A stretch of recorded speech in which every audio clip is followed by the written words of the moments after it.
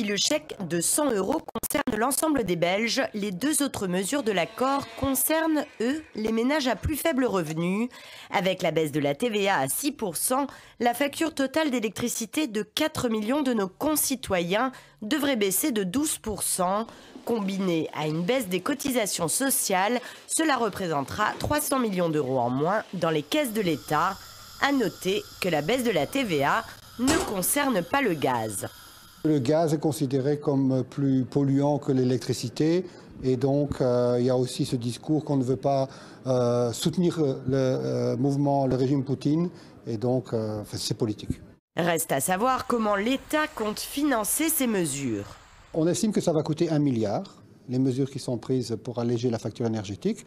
Alors la première manière de financer ça sera simplement pour l'État de retourner aux ménages la TVA supplémentaire qu'elle a perçue suite à la hausse des prix de l'énergie. Deuxièmement, ça va consister à augmenter les accises sur le tabac et les vols d'avion. Troisièmement, d'augmenter la fiscalité sur le travail de nuit et le travail en équipe. Si certains considèrent que l'on déshabille Pierre pour habiller Paul, les mesures sont également censées accélérer la transition énergétique en encourageant les ménages à consommer moins.